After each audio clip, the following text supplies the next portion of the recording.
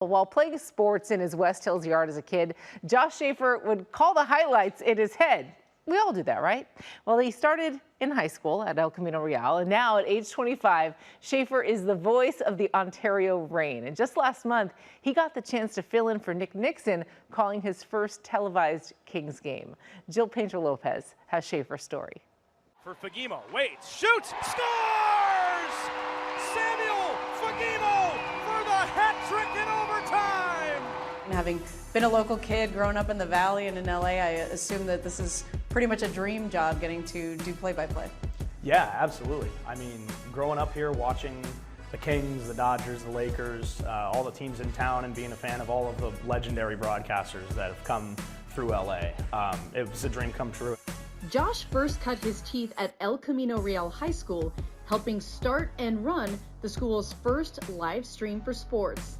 El Camino baseball was incredible when we were there. Getting to do those games at Dodger Stadium 2 years in a row and winning the city championship both times while calling the game from the Vince Scully press box was just, talk about the first pinch me moment. That was definitely it. In college, Josh sharpened his broadcasting skills at Arizona State, calling everything from football to softball.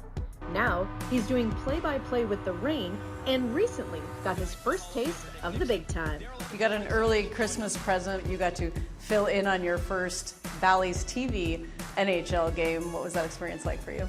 Definitely caught me off guard because I was visiting a family in Arizona over the holidays.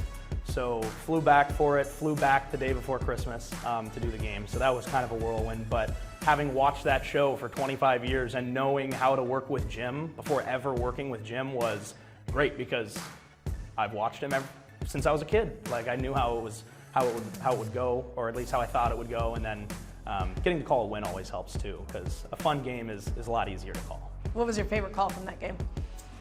That first goal really helps you kick into gear. So that one I thought was good, and it was nice to make the call and have Jim jump in and then have Daryl jump in, and it was kind of just that here we go kind of feeling. And then the last one though. Roll down the ice by Kempe, foot race for it, Byfield after it, he scores! Calling it felt good, and then just seeing that moment again, and people talk about how good Quinton Byfield is because he's an unbelievable hockey player already, and kind of getting to hear my voice and just see the way that play developed with my voice attached to it, it's definitely something that's cool, and I'll remember for a while.